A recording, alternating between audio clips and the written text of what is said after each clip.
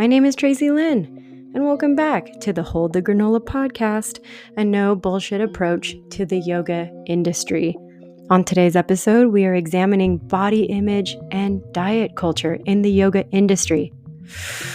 This is going to be a hot one, folks. My friend for today is Karen Shideler. She is a yoga and group fitness teacher trainer, and Lululemon ambassador. Karen is passionate about sharing movement and exercise as a way for people to find more freedom in being themselves. Yes, me too.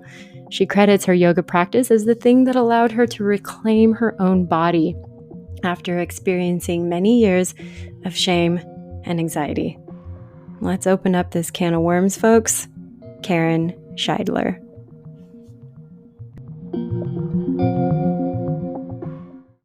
Just a tail.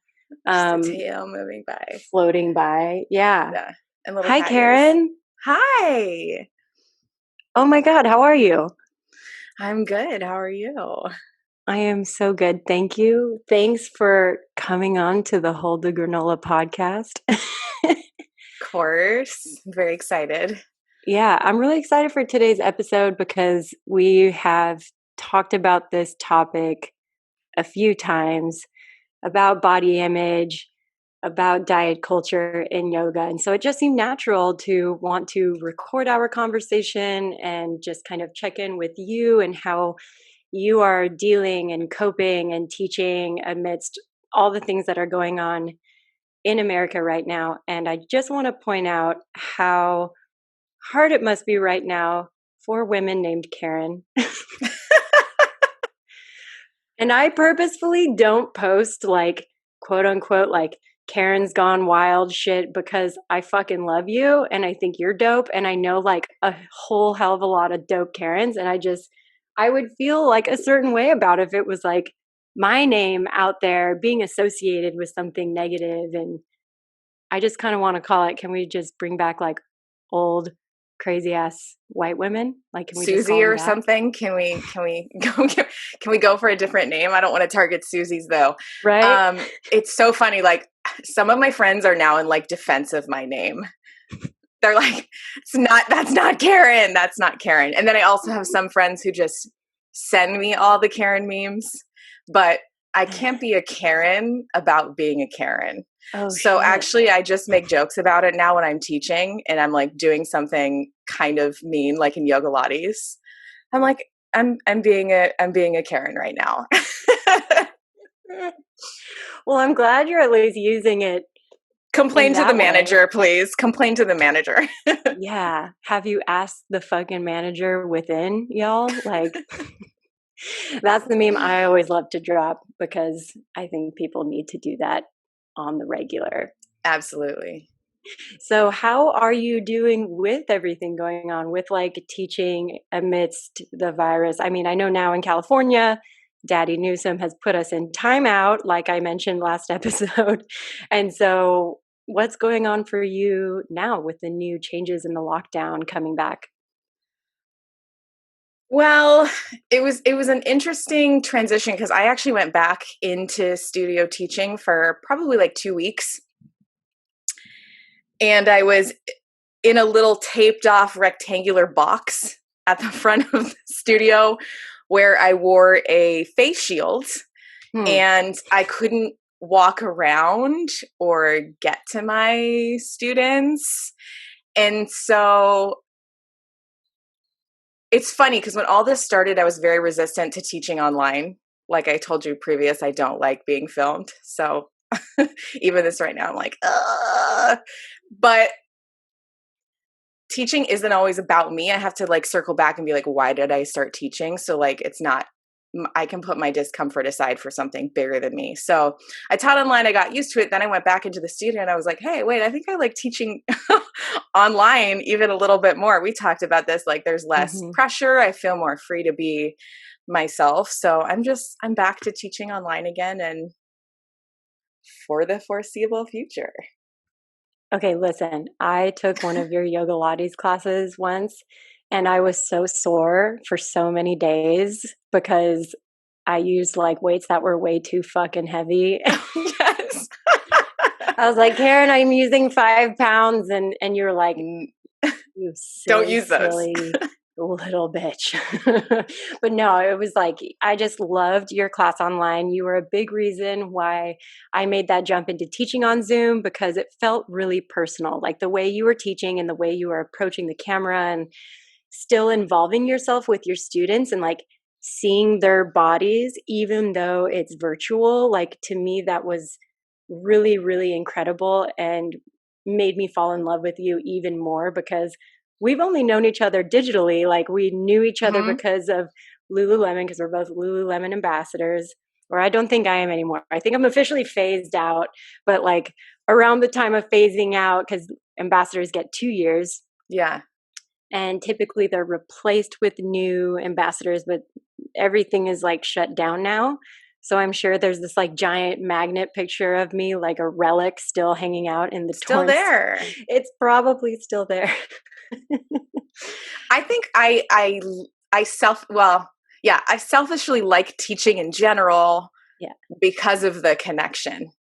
And so I appreciate Zoom because it still allows me to get that. I was also teaching like live recorded to just a camera, and it was fine, but to me it felt very much like a performance, and I don't really have a history of performing, so I think that felt very foreign to me, just to talk to a camera without like a face or a voice behind it. Yeah, it can be a little weird. I mean, maybe you can bring your adorable bird Gonzo into the room and like teach and talk to Gonzo. Because he is currently in the living room. Oh, he will scream this whole interview if he was here. I would be excited about it and also a little bummed about it, because screaming birds. But I fucking love your bird too.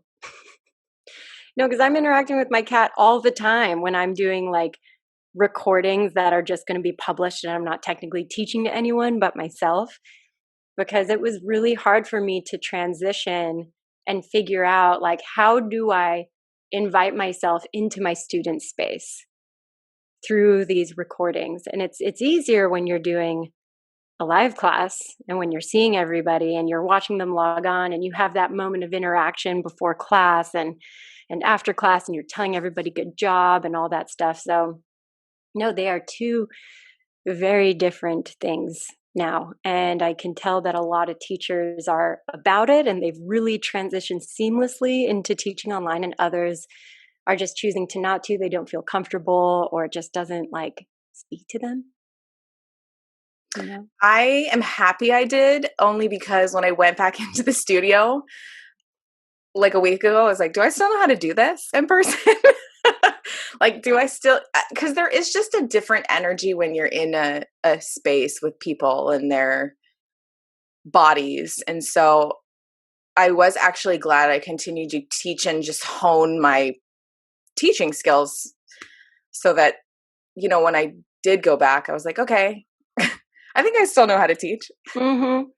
Yeah, and you almost have to be more surgical when you go online, because your words are going to be so impactful, because you're not in a space, right? Maybe at times you're not seeing every single person. So you're not like, hey, Timmy, really need you to bring your knee over your ankle. And we'll kind of get into that a little bit more when we dive into like what happened in 200-hour trainings and how these trainings have informed teachers all across America on how to teach to one body type, because one methodology and one single modification are not going to work for every single person.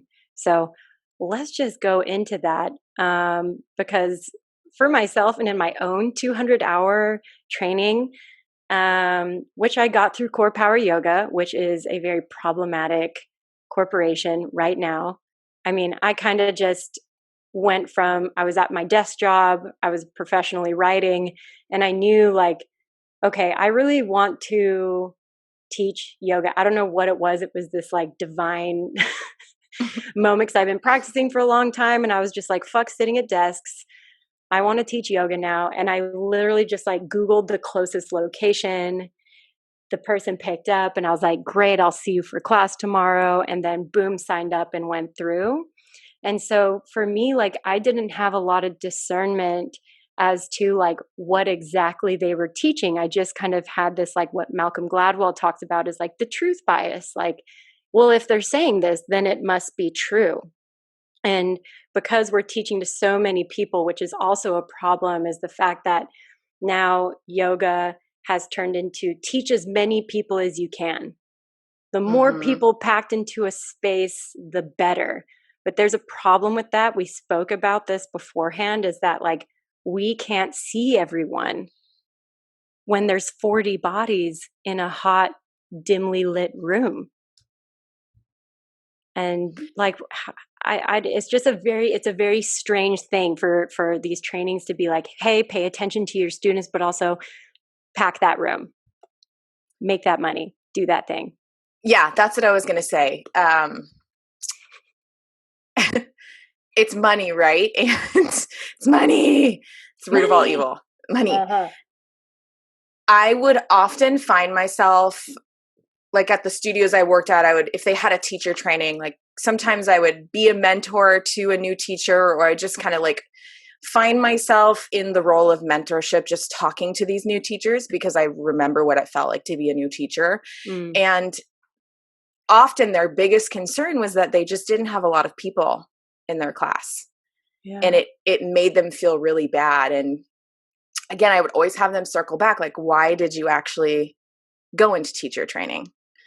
Was it because you wanted to have 40 bodies in class? So like you felt validated and popular as a teacher? Because I mean, I have those same thoughts all the time, right? Or is it because you wanted to share how yoga made you feel with other people, which doesn't require 40 people. It really requires one person if you're teaching, or yourself. Right. No, and that's an issue. That's a thing that I see to be very problematic in today's modern yoga, which is so different from like my mom's yoga, which I'm really excited. I'm actually going to be interviewing my mother for this podcast because she started doing yoga in 1969. And she was like, oh no, there was never like more than 10 people. Like, and 10 was like a lot because her teacher was super hands-on. She was doing hatha, like, so now that it's like these packed rooms and these packed spaces, and if you're not packing those spaces, then you must be doing something wrong. And because that's a message, and that's a message that was sent to me, not very like, I mean, I guess I will say, yeah, it was just sent to me very early on that success equates more students, and more students in turn equates success. So there's more anxiety around making sure that there's more people in there, as opposed to, am I tending to every single person in there to the best of my ability? And I think too, this idea of success, right, infiltrates like all parts of yoga. Yes. I mean, I'm sure you hear it all the time. I think every yoga teacher who's listening to this has probably heard, or as a student, they've maybe said at some point, like, I can't do yoga because I can't touch my toes, right? So we even have this idea of success in yoga is hyper flexibility, advanced postures. Right. So it's then as teachers, like we internalize this idea of successfulness, and then it infiltrates what we're teaching. Right. And if somebody doesn't, successfully get through a class, or they don't pull off the peak posture inserted at the end, or any of those things, there's this automatic like, well, there's something wrong with me that I can't do that, or I can't last. That's of course, like, if going to like one extreme, like hopefully, and this is what I try to impart every single time, is like, it's okay if some of this doesn't happen. Like, we're seed planting, and like, this is not about end game. This is about a journey. But of course, like, somebody could whisper that in my ear every single day, and I won't know it until like I drag myself through enough broken glass and dirt to like know it for myself. And so in going back to like the 200 RYTs, there's this like cattail just behind me. It's going to just be behind me the whole I love episode if it. you're if you're watching. Is that when I went through my own anatomy module, which was like an intensive 2-day module, which you can't learn enough about anatomy in 2 days, and learning styles aren't really taken into account on that either. Like, I'm a very visual learner and I'm a very slow learner. Like, I don't just pick things up right away. Like, I have to weave it into everything in my life for it to stick. And so it wasn't until I started to incorporate anatomy into my class that I actually learned. But in this anatomy, they made it very general because, like, how again do you take from this entire, say it's again that 40-person classroom, like they say teach to the middle. But what they're teaching is like excluding so many people. Like, not only is it just excluding like every male body, every female body, it's excluding trans bodies, like non-binary bodies. Like, there's just so many areas that it's like kind of put upon the teacher, like, okay, now go teach yourself more about this. So it's it's really interesting that you say that, because my teacher training story is kind of similar in that I was practicing for a while and then I ended up working at a law firm and it was terrible. And so that time at the law firm, I was like, I'm going to save on my money and I'm going to go into teacher training. Like, it was almost kind of this reactionary decision. Like, I'm going to do the opposite of what I'm doing right now. Yeah. And I think I was 24 or 25 at the time. And I loved my teacher training. It was great. I appreciated my teacher because she taught me not how to teach in her style, but really like helped us develop how to teach in our own style. Mm. But it was vinyasa, which I would say most teacher trainings are now. And when I got out, the first studio that I taught at was a wellness studio where most of the clients were 50, 60, 70 years old. So here I am as a 25-year-old able-bodied person teaching vinyasa flow, literally teaching chaturanga to 60, 70-year-olds who have like frozen shoulder injuries. And so I ended up very quickly going into a yoga therapy program because I was like, I don't understand. These people are telling me they have herniated discs. What does that mean? And I couldn't knowingly continue to teach those bodies without being informed about them. It felt wrong to me. And I just didn't know any better. And I think that's the thing I always tell people. There's still cues that some teachers are giving that are very outdated. Like when your arms are up and overhead, you don't need to pull your shoulders down your back.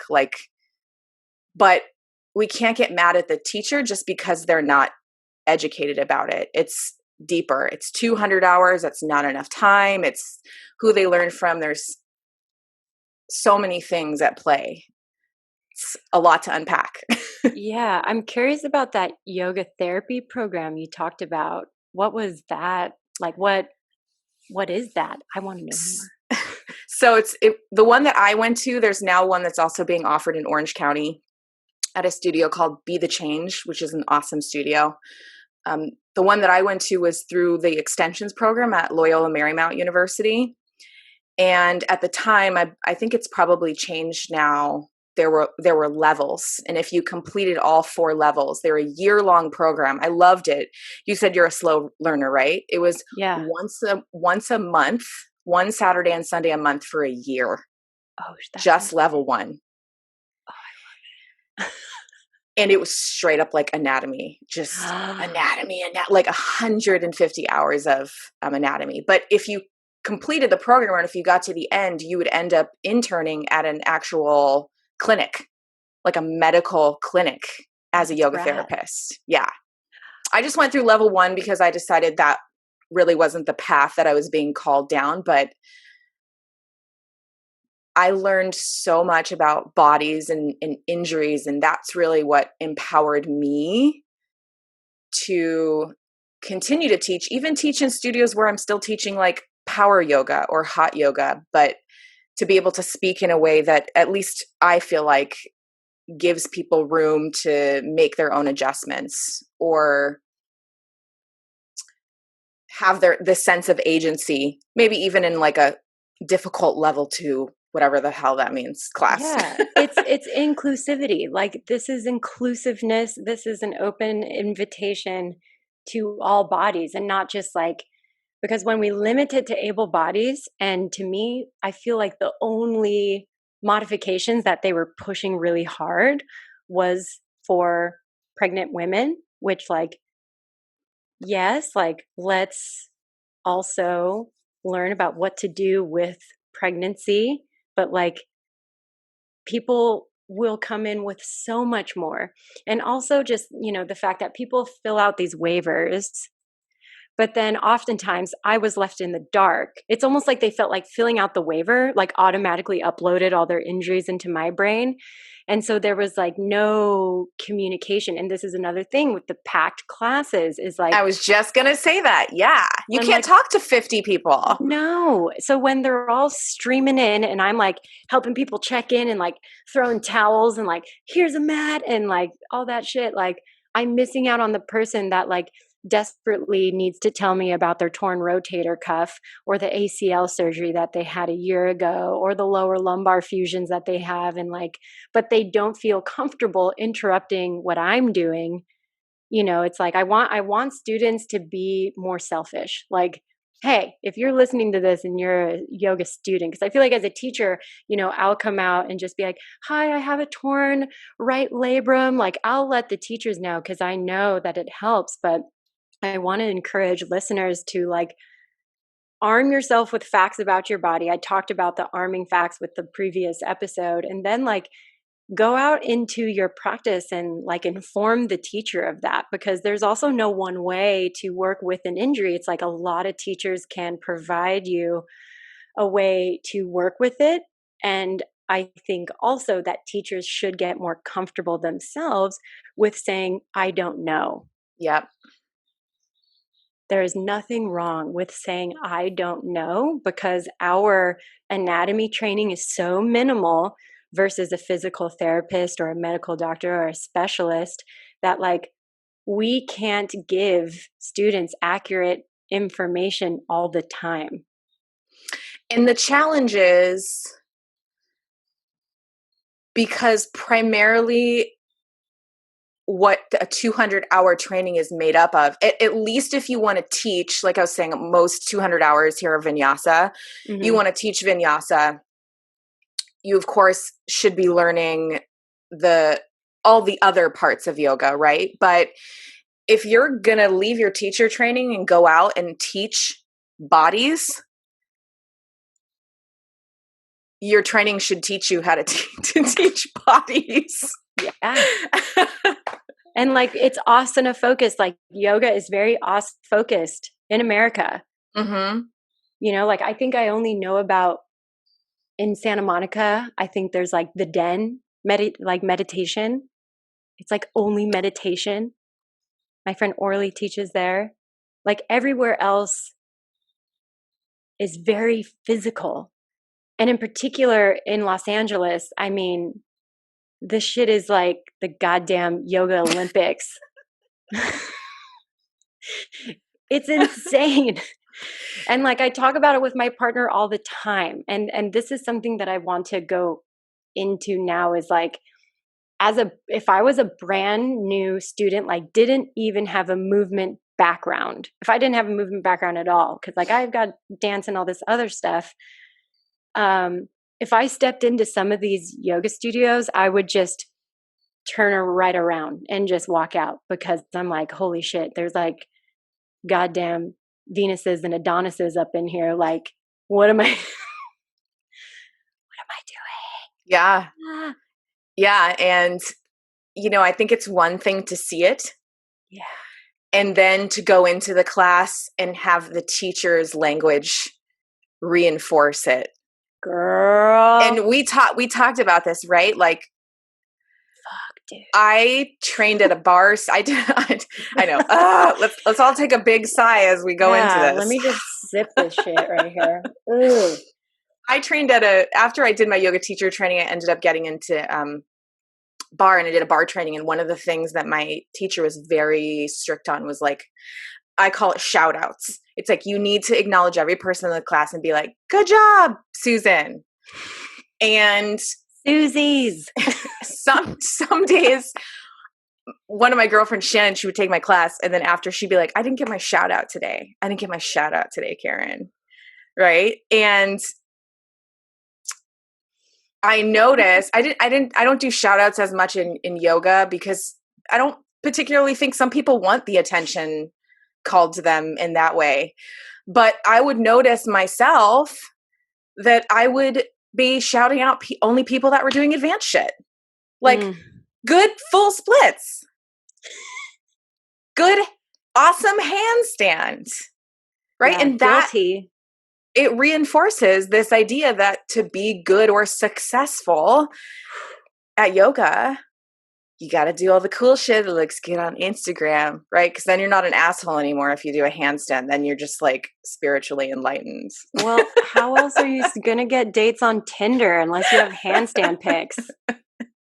Dudes be out here in handstand pics and like their fishing pics, holding up big fish. Mm-hmm. And that's how they get the ladies. No, yeah.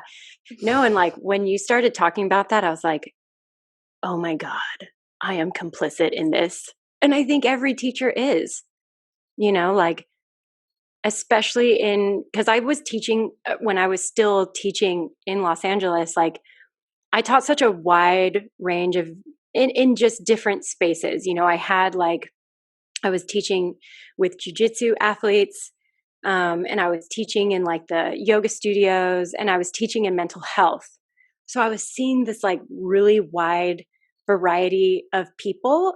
And so like when I'm working with people that have a lot of body difficulties or like super heavy trauma, which I also want to get into because I believe that teachers need to be more versed on trauma and trauma aware teaching, because we don't know what people bring into the space. And like bodies, there's this awesome book I just remembered.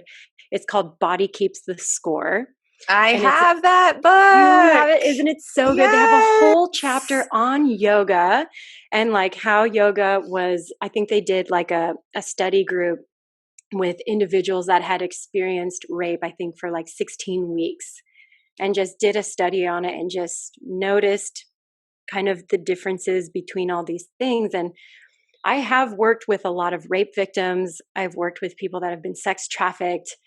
I've worked with people that have had gunshot wounds to their head, like all these different things. And when those people do things, I'm like, like I'm like screaming off the rooftops, because that, like somebody that's experienced heavy trauma like that, reclaiming their body, which is like one of the things that I champion for every day as a woman. Like movement for me was a reclaiming of my body. Like that I celebrate more than the person that like got their first handstand. Like it feels like a superficial, I'm just going to follow your language of shout out. But like, why can't I carry that thread throughout my teaching across the board? So like this is an opportunity to like really self-study myself and like what am I reinforcing as a teacher? Yeah, and it's always that first. We always have to look at ourselves first to notice what we've internalized, because so often things are coming out of our mouths, at least for me as a teacher, that again, if you're not trauma informed, you don't know the harm that you're doing. And this harm is also, it's perpetuated in me. I'm creating that same harm against myself unknowingly. Yeah. And then I can unknowingly create that same harm against other people. For me, again, it's like we're teaching bodies, right? Like if we know there's at least one thing that's happening here, it's that I have this body and that this body is interacting with the world. Mm. So I'm always trying to figure out how I can use my language in a way that reaffirms bodies, that gives bodies, people and their bodies a chance to learn about themselves, not in the way that the world says that they need to, that society says that they need to, that media says that they need to. Yes. And that's like, no, yeah. And like yoga is meant to, or at least I'll say because I can only really speak for myself, is that what I try to create is an inclusive space for everyone to step into where they can recognize where their boundary lines are and to play with that a little bit. So not just in the sense of like changing what your body looks like, but changing your perception on the body as a whole, because that can go into really dangerous territories. And there is a lot of negative body image that gets messed with in yoga. And it can perpetuate itself in yoga spaces that are not really mindful or policing of some of those things that we talked about before. And it's in yoga media as well. Like we've talked about Alo yoga ads. Like they got these ibex looking chicks out here that are like 6'5", just fucking folded in half, looking like these origami supermodels. And I'm like, okay, cool. Like it, of course, like that looks like, okay, I see how that's beautiful to some people, but like to so many people, that's a reason why they don't want to go, because they just expect it to be this like legion of supermodels in there that are going to laugh at them or look at them side-eyed or like all of these things. And so like what, and again, we've spoken about this, but like, what do you see in yoga media that's reinforcing stereotypes and body stereotypes in yoga spaces? physically, what do I hear? I'm like, which one do you want me to talk about? Oh my God, all of them. I'm sorry. Well, you and I had that conversation about that splits picture with the horse. Do you remember that? Yeah. Oh my God. We were like, fucking cool. Like, okay, this is cool, right? You're doing splits on a fence with a horse, but like, why does it have to be called yoga? I think that's...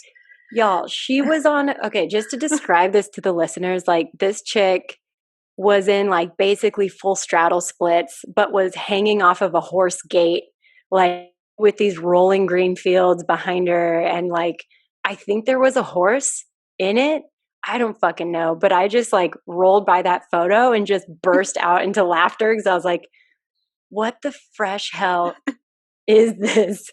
Or like doing, you know, like wide open straddle splits with a back bend looking in your oven, like just making my muffins for today. I don't know. Like it's like Instagram has really taken over this shit. And I constantly am in examination of like, am I putting up something that's harmful? But like, I want to celebrate bodies and like, I want to celebrate my body as it is too. And I don't want to say that like putting up your naked form or putting up your larger body or your smaller body online should be like, no, don't do that. This is canceled. We need yoga to be safe, safe, safe, safe, safe. So like, I don't want that either. So it's really difficult to know where I can draw the line to still keep this thing inclusive.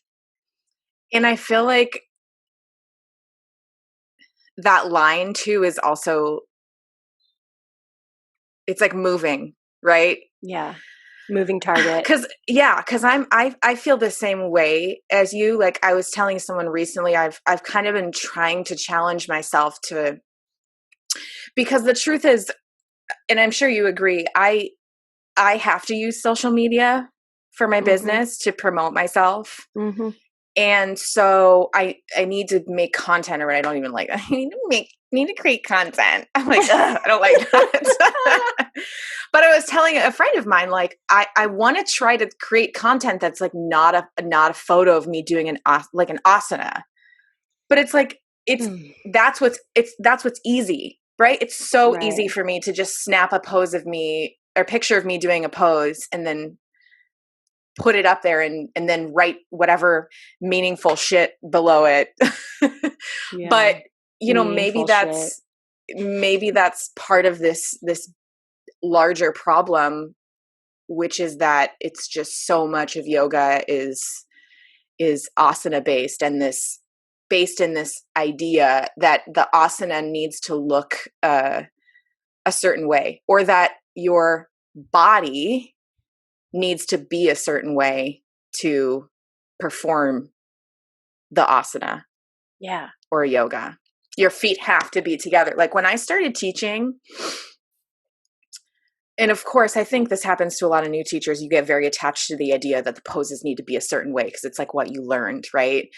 And so my language was very problematic. Feet together in chair pose all the time. But like we talked about, right, with Bernie's book, there's pictures of people's pelvises and thigh bones. If your thigh bones are set wide in your pelvis, if you have a wider, larger body, your knees and feet aren't going to go together. So it's like people come to yoga because they want to feel good about themselves. They want to heal themselves. They want to learn how to love themselves. And we're like, you better bring your feet together. Feet together. Feet and then they feel like they're doing it wrong. Yeah. No, yeah. And that's like, so if you're listening and not watching, I just held up Bernie Clarke's book, Your Body, Your Yoga, which I recommend anybody that's teaching to please have this book, because I feel like I needed to read this to unlearn what I learned. Like I really needed to detach from trying to force everybody's body into this mold, and I can't remember where I heard this, but it's something that I try to echo in my classes all the time, to try to not put your body into a shape, but to put the shape into your body.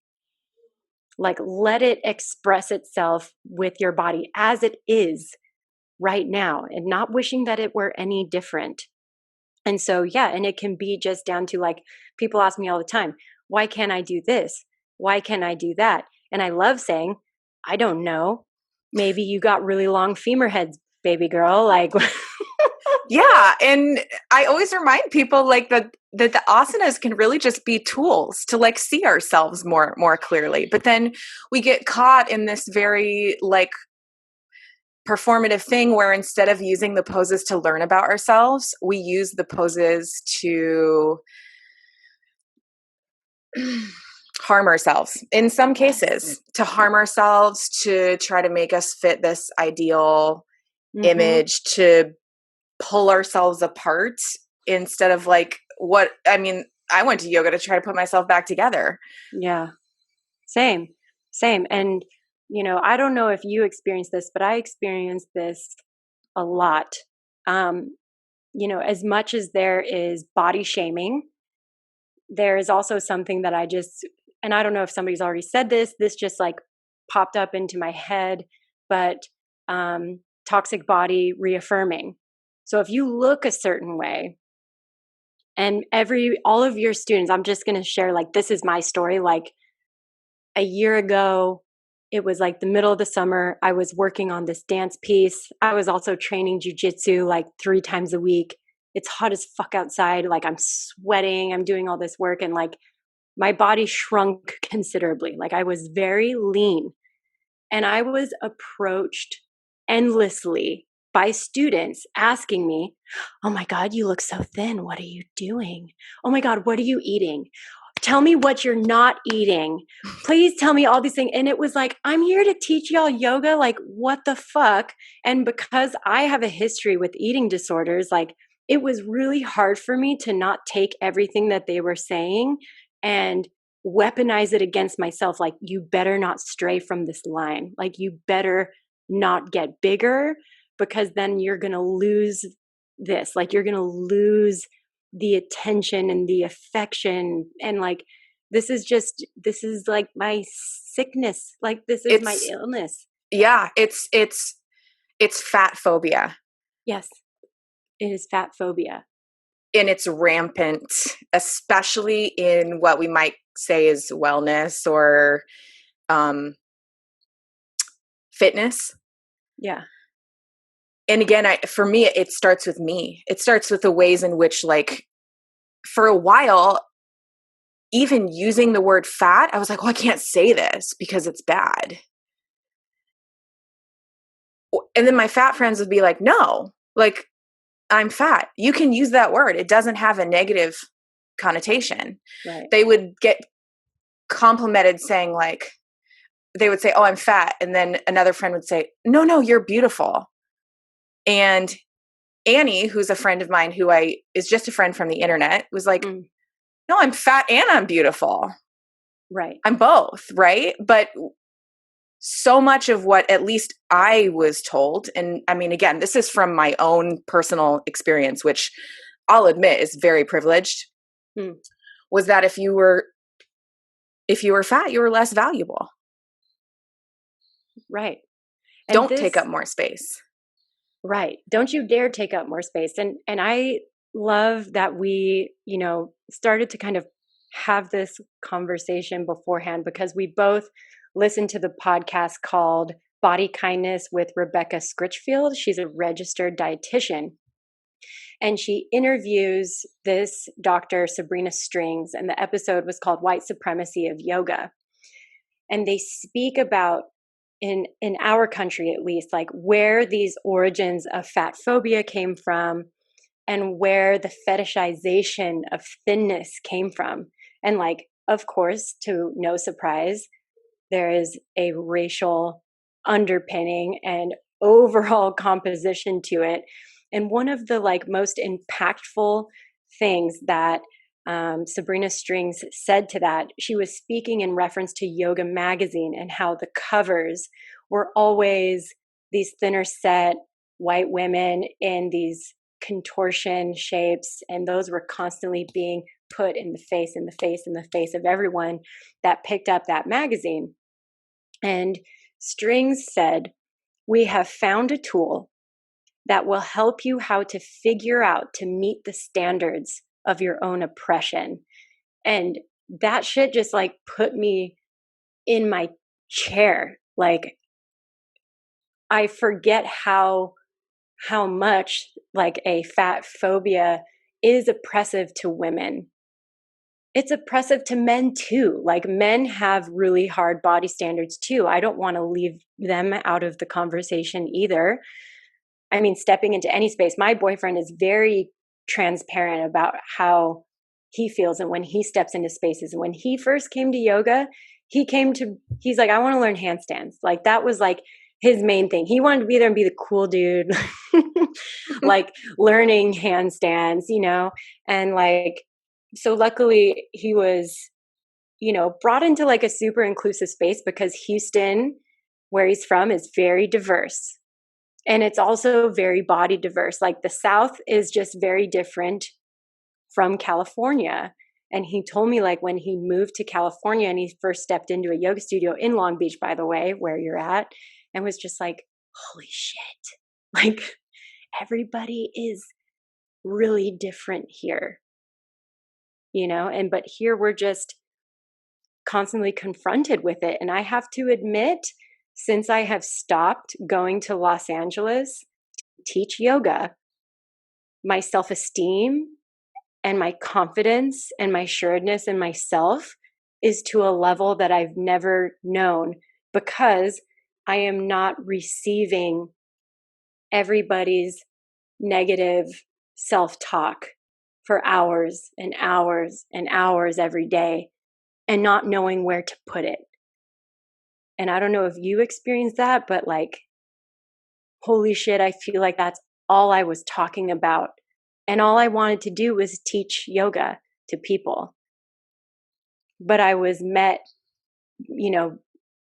I am trained to do counseling and therapy, But when I'm doing yoga and just wanting to go teach a power class, I'm not in a mind space to be therapeutic to everyone in the degree that they need to be talked to. I can't do that. You can't do that with 40 people, like we said earlier. So, woo! I was like, yeah. I need to cough that out. Yeah, I need to like take a drink of water after all those words. Woo. 100%. And I cannot tell you it's really funny because when I first started teaching, like I said earlier, I was teaching 50, 60, 7-year-old women. Right. I really didn't encounter a lot of this. You can say it's age, wisdom, whatever the type of studio that I was at, but I really didn't see or hear or get a lot of those messages until I started honestly going into hot spaces, into hot yoga, which obviously attracts a younger demographic, a more able demographic. And then that's where it was really becoming very obvious to me, you know, people telling me that they were here because they ate too much. I ate too much over the weekend. I need to detox. I need to burn it out of my body. I need to sweat it out. I need to make myself smaller. People wearing those like corset sweat things in class, right? And I have all of my own body images that I've been dealing with my whole life. Being a teacher, I don't consider myself thin. I'd probably consider myself curvy. Generally being the largest teacher, which says a whole fucking hell of a lot because I think my body type is average. Being the largest teacher in every studio that I taught at. Like that's a problem. And people coming and saying those things to me like, oh wow, I'm gross. I need to get rid of my stomach. I want to lose 12 pounds. And me not being in a place where I can even approach that because I haven't worked through my own fat phobia, my own body shame yet. Yes. And like, okay. So going back to Sabrina's strings, because I just feel like I gave her the smallest little piece because her work is so important and large. So after listening to that podcast about white supremacy of yoga, Sabrina Strings mentioned her book, which is called Fearing the Black Body, The Racial Origin of Fat Phobia. And her first introduction, which is so like interesting with what the world is going through right now, she calls it the original epidemic, which is just kind of mind-blowing to have that. So the pro-thin, the anti-fat biases, the fat phobic and the thin fetishism having this historical context. And she in her work, which I think is really, really incredible, she links it to the transatlantic slave trade and Protestantism, because both of those things were happening at the same time. And people were trying to differentiate themselves class-wise, right? They were trying to differentiate themselves not just by their skin tone of black versus white, but this was really the birthing point, at least in America, and we'll go deeper later into like globally and on a time frame of when people started to choose, men in particular, what was an idealized beauty. And so Strings talks about that, like, because it was Protestantism, there was a morality brought into it, that the thinner that you are, the more wasp-like that you are, is indicative of your morality and the fact that, you know, you are not gluttonous, you are not large framed, you are not voluptuous, because when you're smaller, you're tempered. When you're smaller, you're closer to God. And when you're larger, when you're blacker, when you're more different, and it's conflated with this basically like Satanism is essentially how the Protestants were, because they were really extreme, at least like Quakers, Protestants. I don't know. I'm not the best on my religious history at the moment. But I think that was a fascinating line that she drew, is that our size placed us in a hierarchy. And I believe that women are still, to this day, it's starting to break up a little bit now. Like I'm seeing, especially like I noticed this big boom and change with like Lizzo just being who she is and coming out here and doing the damn thing for large women, doing the thing for Black women. But like in spaces that, and in particular, because we're in a yoga space and that's what we're focusing on in this podcast. I don't want to get too far out of range of where we are, but like this aesthetic or like this rigorous self-discipline is the aesthetic. Like it's indicative of you being a hardworking, really dedicated person. And I feel like yoga teachers can 100% use the sutras to justify those things. Tapas. Saucha, cleanliness. Right? Which, if you want, this can lead us into this conversation about let's go there. Diet culture, because let's go it's there. A part of it. I wanted to really quickly touch on, so I'm reading this book right now called The Body is Not an Apology by Sonya Renee Taylor. It's amazing. And she actually says there's something that she's named the body shame profit complex, which is like to generate wealth off of our insecurity, off of our body shame. And I definitely think yoga it's part of it. It's part of it. I think the way in which yoga gets sold is part of it, because, once yoga broke off into its own thing, companies were like, we can make money off this now. Yeah. And once yoga became transactional and yoga started to transform into this corporate thing, then like venture capitalists, like all these companies that don't really give a fuck about what they're doing are like, well, how do we make more money? And this like really makes me think of like what drives money in studios. And it's like, okay, it's teacher trainings. And then like in studios that I've worked for, it makes me think of yoga challenges.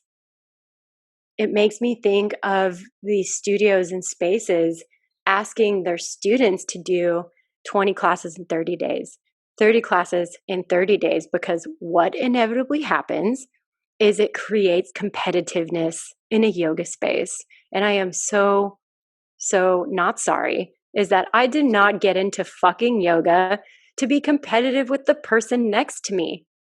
Yeah. All right. Why are we really doing the yoga challenges? Right? Why? Profit, to make money. Because then they sell, like some of the studios, right? They'll sell like a package of classes so that you can be a part of this challenge. Yes.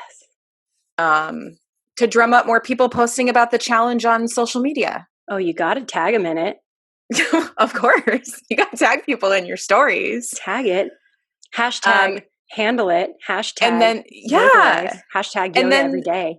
There's this celebration of the people who complete the challenge, or the people that go above and beyond the challenge. And I know they say like, it's okay if you don't finish, but like people aren't going to hear that. Like they don't care. Like you're insinuating competitiveness by creating a challenge in the first place. So when people go above and beyond, like you were saying, I didn't want to cut you off, but like that's when I get really concerned on the ethics of yoga challenges. I'm right there with you. I don't even have the words to like formulate it, because it just is. It's part of the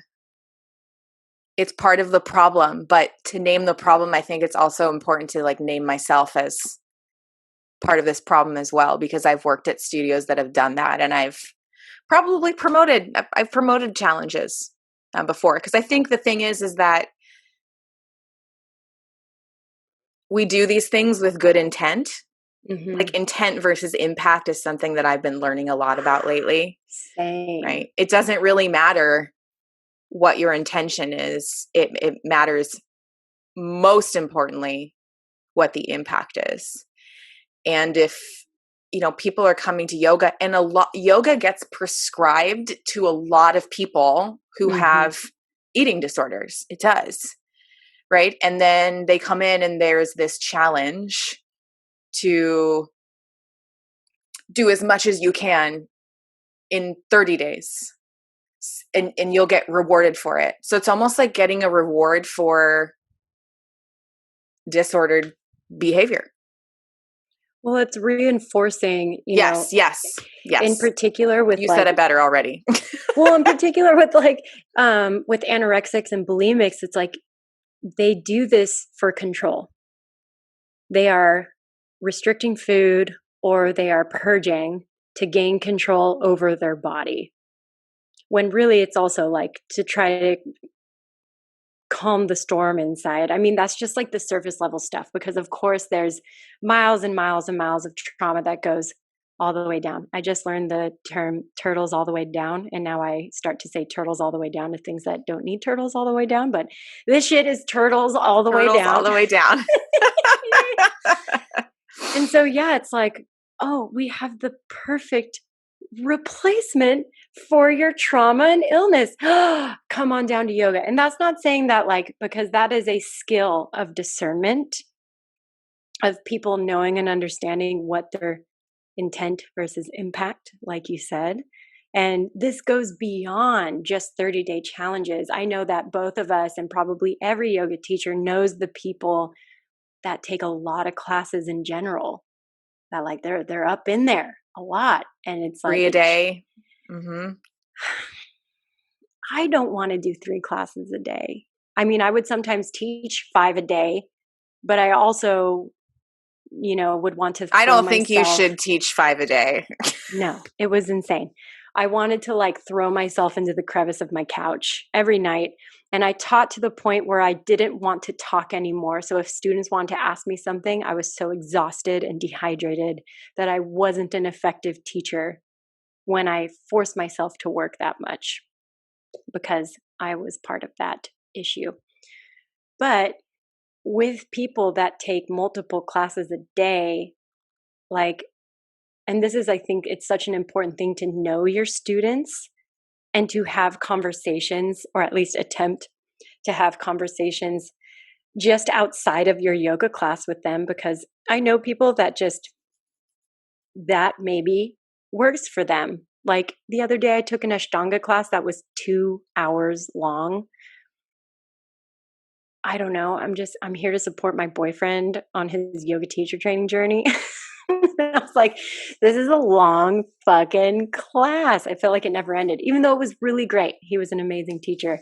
But when I have students drop in for 3 hot yoga classes, and this was just one instance in particular where I kept asking this one individual, hey, I noticed that you have a hard time getting through all 3. Have you ever thought about just taking one class and investing all of your energy into that 1 hour?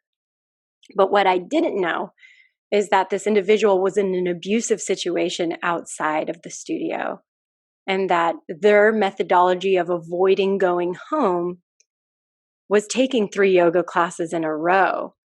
But if that conversation wasn't opened with that person, then I wouldn't have been able to learn that and navigate that. And that takes a lot of, again, this is being trauma informed.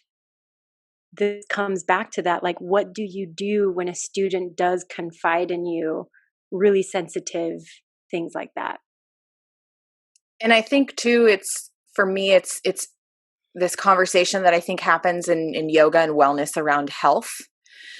Because I have heard people comment and say, well, an obsession with exercise or an obsession with taking this many classes is a healthy obsession. Huh. But let's be clear. I mean, an obsession that affects your well-being, I would say, is probably not healthy. Yeah. But like health gets sold as this goal that we're like trying to meet, or this thing that elevates you. But like, what the fuck are we even really talking about when we're talking about health, right? Earlier this morning, I was like, I'm going to close my eyes and I'm going to think of what a healthy person would look like in my mind, and like just notice what comes up. Ooh. Try that if you're listening. What image do you see? Oh my God, Karen, I feel like I'm going to have to do that. I mean, I saw a skinny blonde white woman.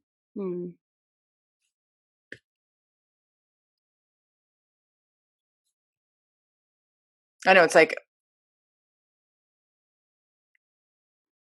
breaking that down. Yeah.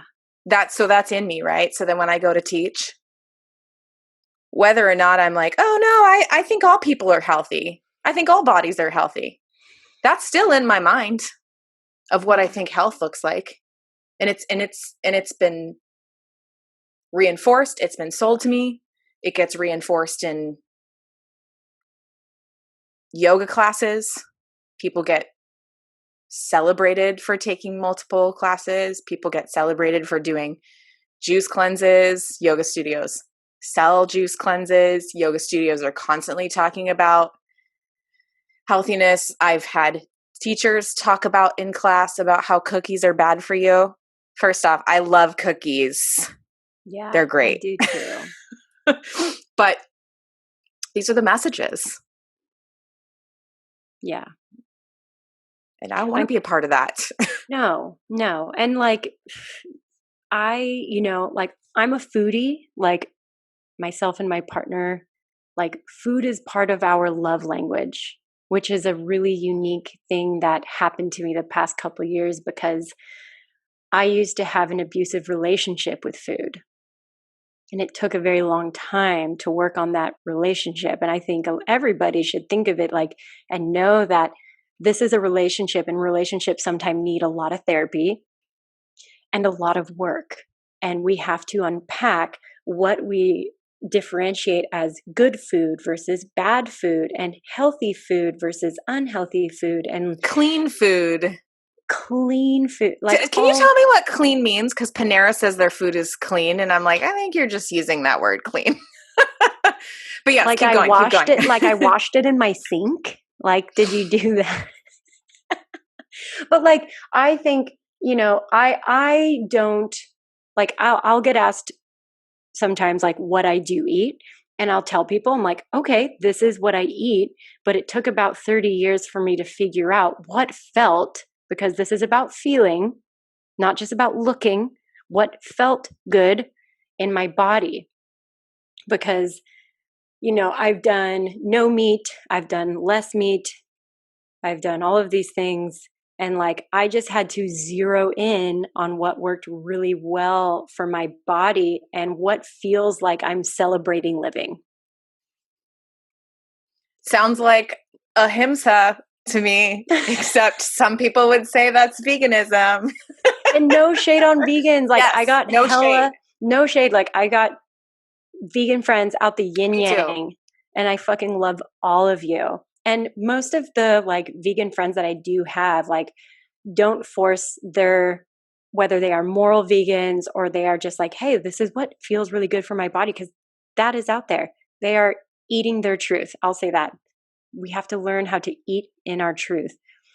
But I do not believe, and I touched on this in the last episode, that yoga teachers that aren't registered dietitians or trained in this field should use their platform to preach their beliefs. Now, I also, because, veganism can also be political. I do not like factory farming. I think it's fucking awful. It is clearly terrible. It is a big reason, especially right now with coronavirus going on, and there are tons of factory farming workers getting very ill, and there's all these really awful things, the way that animals are treated. It's awful.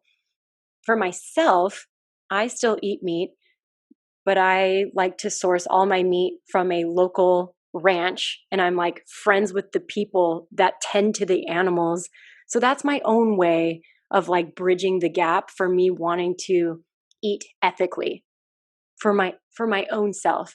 But I think that everybody has their responsibility, their own responsibility to decipher that for themselves. Because when you decipher it for yourself, you're going to own it the same way that all of your choices in your life should be things that you own. That is authenticity. That's what yoga should actually teach you. Not to fucking handstand and pincha and fucking pull out a rib and lick your own pussy. Like, oh, I love that you took it there. This is what I wanted from you. My mom's like, pulling her headphones out. I'm just kidding. She's used to it by now. You've listened to I don't know if you've listened to the specific episode, but I want to give a shout out. Yoga is Dead podcast. There's an episode called Vegans Killed Yoga. Yes. And that's specifically what they talk about, which is, that there are 200-hour trainings. I know of these trainings that tell their students that they should be vegan, that they should not be eating animal products, that they cannot eat them during the teacher training. Right. And again, I don't even care if you're a dietitian or a nutritionist and you're leading a teacher training. I still don't think you should be telling people to do that unless they've asked you for that, right? Don't let people ask for advice. Let people ask for feedback instead of just putting your opinion on them. And I think the really important distinction that the Yoga is Dead podcast went through is like, they just identified the misinformation of ahimsa and the conflation with veganism, where like there are sects in Hinduism that do not eat meat. These are religious things. Yes, honor these things and know these things. But I think where it gets sticky and tricky and very, it becomes inappropriate for a teacher that is uninformed and uneducated on the difference of all of that. And because even their nonviolence, in certain sects, I think it's like Jainism or something, like they don't even eat certain things that grow out of the ground because they see that as being violent towards micro living organisms. So like, and they made a good point in that podcast saying too, that where you get your produce from is a human rights issue. The workers, what they're getting paid. So I think this narrow definition, or people specifically using like ahimsa to just promote veganism, doesn't work. Some bodies need to there are some bodies who need to consume meat. Yeah. No, I was listening to this. I think it was in their podcast. They're like, I just know I'm not vegan because when I smell bacon, like, I just love the smell. Or I think it was the opposite. She's like, when I smell bacon being cooked, like, I just don't want any of that. And it's like, great. Like, have it as that. Like, actually own why you are doing something. Like, have agency, understand your whys, and then move on and let you live and let live. Like, let the world make their decisions and make their choices and not pass judgment on people for their own choices and agency, Again, I have so many vegan friends. I don't hate on veganism at all. Again, I think it's a personal choice, but I think if then you're choosing to use yoga as a way to impose veganism on people, it doesn't work. I know we talked about this, that a friend had told me that she was in a class where the class laid down and you're like, you already know what's coming. I just feel like I want to share this story because I feel like people will not believe it. That as everyone was laying down in Shavasana, this particular teacher started talking about veganism and animal rights, whatever you want to call it, and that Unless you're vegan, you contribute to the torture and murder of animals. So as everyone's laying down at the end of their class, this particular teacher is talking about factory farming, which, yes, is terrible, and chicks getting their beaks chopped off and screaming and bleeding. And this is at the end of a yoga class, right? That would be traumatic for me, which was probably the teacher's point, right? To get that across. They want to shock it into you. Yeah. Namaste. In a yoga space? No, I don't think it has the place. And there's just, I don't know. I just think because of the way modern society is, it just means that the way modern yoga is just needs, not like anything needs anything, but like now we are having to kind of police these spaces and tell people what's okay and what's not okay and all these things. Don't bring your cell phone in here. But we have a fix for that. It's called your Apple Watch, and it's going to chime at you the entire class. So it's going to count your calories. It's going to count your calories. Set your Apple Watch. Get ready. I fucking hate the Apple Watch, Karen. Me too. Hey, yoga teachers out there, do you hate the Apple Watch too? And I use one, by the way, for my playlist. I hate the Apple Watch, and I also use it when I teach like fitness classes to control my playlist. And then I'll be like, don't look at your Apple Watch while I'm looking at my own Apple Watch. I mean, it's so hard. Like, I've had people take screenshots of it and post it as a story on Instagram, be like, this was one hell of a class. And like, I'm guilty of reposting those and being like, damn, I really did it to him on that class. But like, I was taught to do that, you know, like the type of yoga that I feel really comfortable teaching now. I like to challenge people physically. And I also like to invite in like a softness into everything that I teach. But I was told, especially when I first started teaching in more like high energy studios, that like, and this is like ad verbatim, like, we need you to kill them. Ad verbatim, like kill your students. Which I was just like, okay, yeah, gonna kill them. Got it. Okay, we're gonna do fucking jump switches in yoga class. And then it just took so much time for me to divorce myself from that, because I was obsessed with getting the right amount of numbers in my class. And I knew it had to be hard and it had to be challenging and it had to be all these things. And again, right, because it sells, it makes money, it brings people in the door. So it's difficult because it's like you feel like you have to participate in it. You don't have to. Yeah. But yeah, I've had friends who've been told the same thing. Their classes need to be harder. Yeah. Right. There's all these, I want to make sure too, we talk about this because this is important to me. Because oftentimes I read these things about all these problems in the yoga industry in the world, whatever. And then there's like not really anything offered. So I'm like, let me just take over this podcast now. Tracy Lynn, I would love to. Come here, come with it. I'm here for it. I would love to know, like, how do we start to change this conversation as teachers in our spaces, how we show up?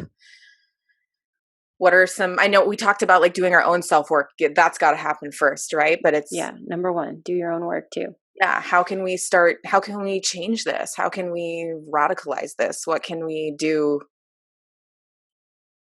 to not perpetuate this body shaming and diet culture that's prevalent in this industry? I mean, one thing that I started to do semi-recently, because I was realizing that as I was cueing my classes, I would only use female and male pronouns. And that's not fair to my friends that are non-binary, gender fluid. Like, So I started to create not just an inclusive space, but inclusive language. I tried to participate things. I'm trying to adapt and adjust my social media account too. Like I'm trying to be really observant of like just the optics, because the optics can be very difficult. You know, like I recently went, I think it was like a year ago, for my sanity, I unfollowed all of the like crazy yoga pose in my bikini teachers. Like I was just like, I'm done. Not like they're not doing yoga or they're not doing their own thing. I just realized that following them wasn't helping me, that it was not an effective tool for me to grow. And it wasn't a way that I was going to actually like mesh and heal the wounds that I had, because I took up yoga and found yoga when I was 18 years old and I had just started college and I had just gotten sober. I spent several years drinking and abusing drugs, eating disorder, sexual assault, rape. All of these things had broken me down to a whisper of myself. And I need to remember the origins. Like I need to remember why, because my original why was not to look like somebody I am not, but to actually like step into myself for the first time in my life. And it enabled me to do that. And I need to push that for everyone, you know, that like you don't just do this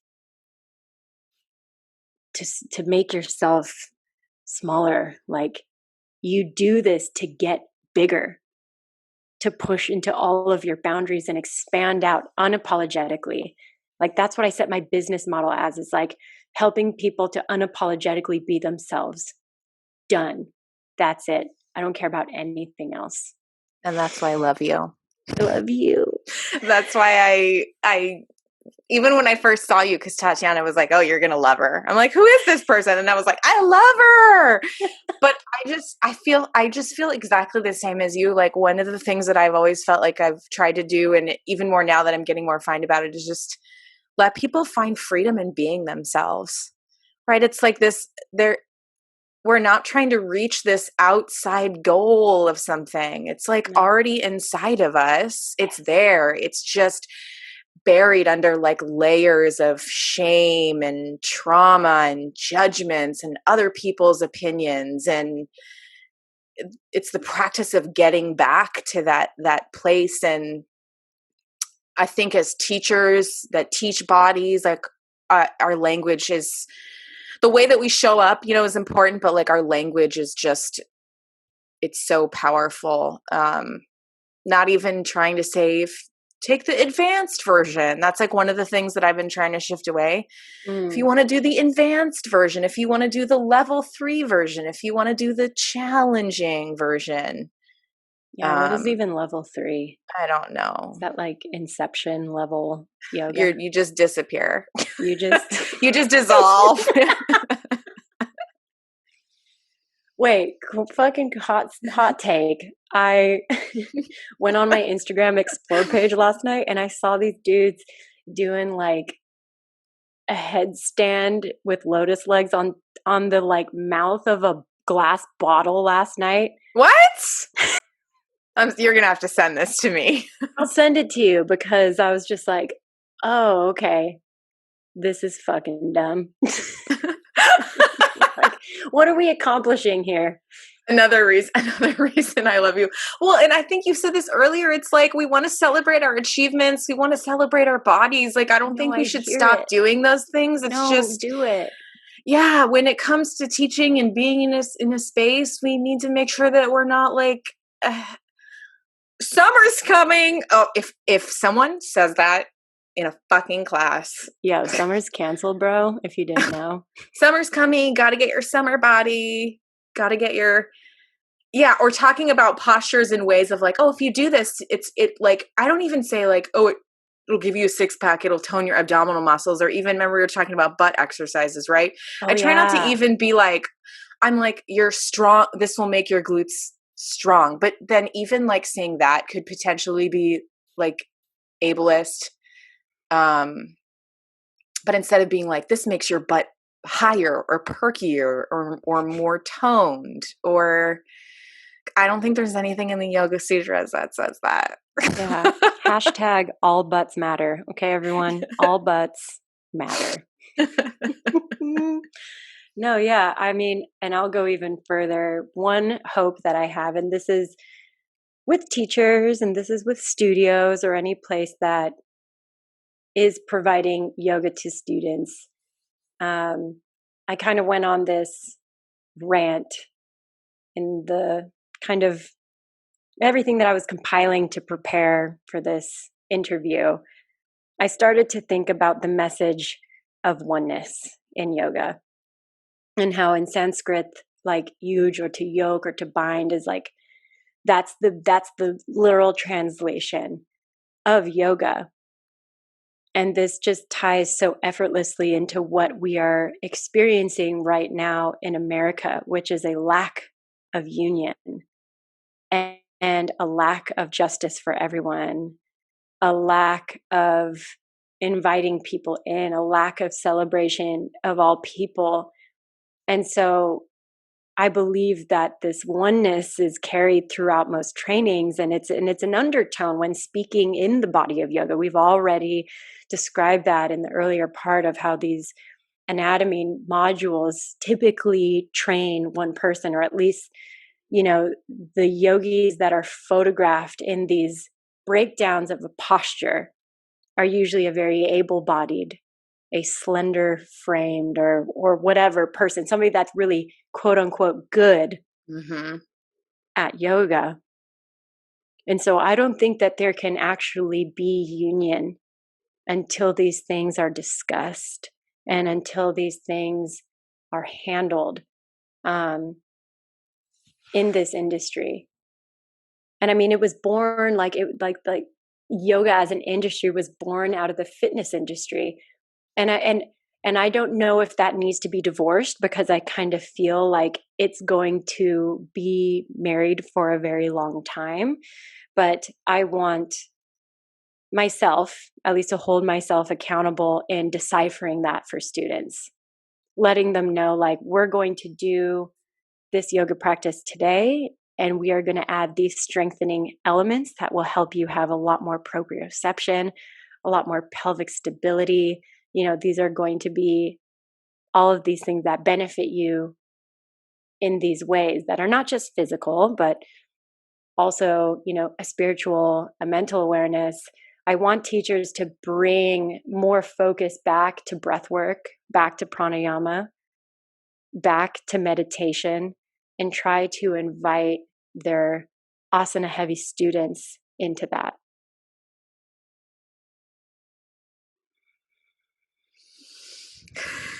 We've done a lot of exhaling today. Yeah, and I'm trying not to exhale too hard into this mic. It's very sensitive. Like, we can't exhale because we're alone right now. ASMR podcast. Yeah, I agree with you completely. I mean, I have conversations with my friends who are teachers all the time as to whether or not I should even be calling what I'm teaching yoga, which I feel like that's another podcast. That's a full other podcast in itself. But I like to believe, and again, it's intent versus impact. I'd like to believe the way in which I'm teaching, or I'd like to believe that I'm currently working towards teaching in a way that you know, upholds this idea of oneness. But like you said, it's not oneness unless we acknowledge all of the ways in which we are not one, which are in a multitude of ways right now. And how we uphold those same systems of oppression in our classes. Mm-hmm. It's pretty crazy when you realize that that's what we're doing. Mm-hmm. Well, I celebrate you. I am so grateful for bringing yourself and your wisdom and your knowledge and being so transparent and being so vulnerable with me on something that's new for both you and myself. Yes. Yeah. Like, I'm new here too. And I just felt so like emboldened by everything going on to just kind of do right by my teachers and try to continue teaching people and bringing awareness, not just to teachers, but to students or yoga curious people or people that are completely uninterested in yoga, because I think this conversation can translate itself into a lot of different industries. I just wanted to kind of go through the text that we cited today and kind of show people again what we were talking about. So, Your Body, Your Yoga by Bernie Clarke. This is the same guy that wrote Yin Yoga. I have that book right over there.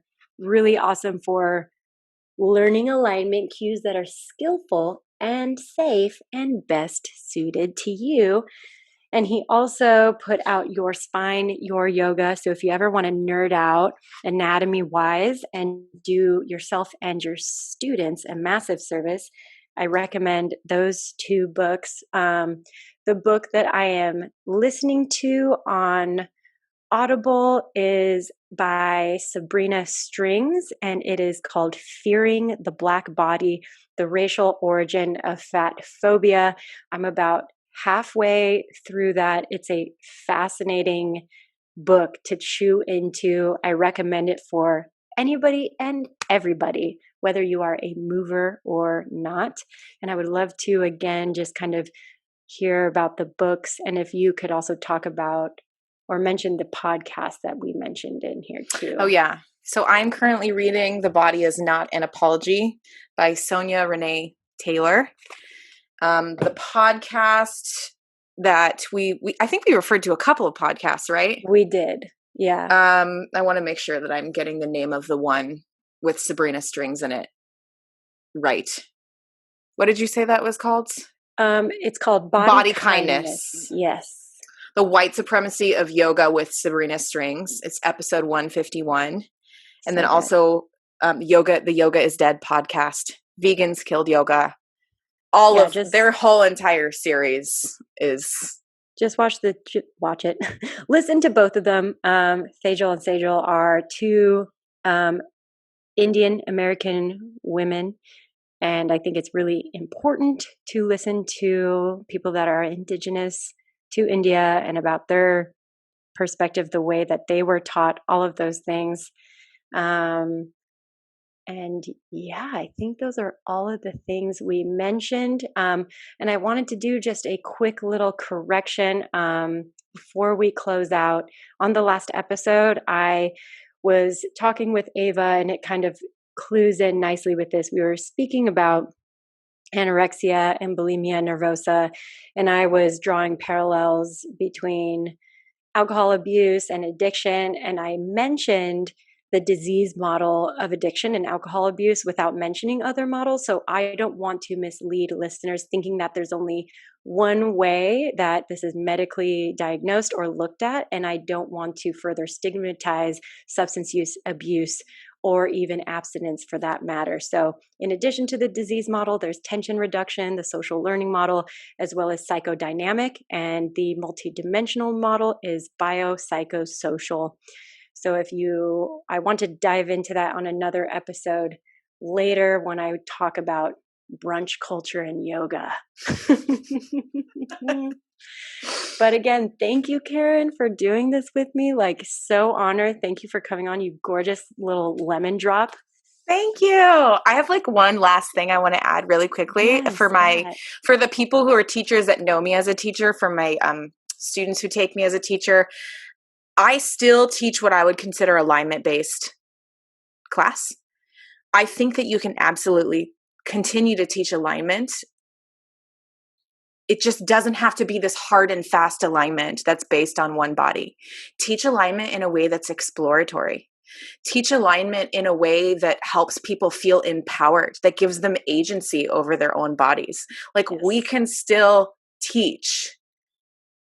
It's just that we should work to make our teaching and our language and the way that we teach bodies more inclusive. If I didn't make that clear earlier, because I still like alignment. I still, the way in which I learn about my body is the thing that empowers me. And I know other people feel that, like you were saying, nerding out. That's what helps me feel powerful. Same. Yeah. Stay curious. Help your students stay curious. And stay a student always. Stay a student before being a teacher. And students, guess what? You are our teachers too. Yes. So thanks everybody for listening. Thank you again, Karen. Can you drop your Instagram handles, your website, all the things so that they know how to find you? Yes. I'm like, I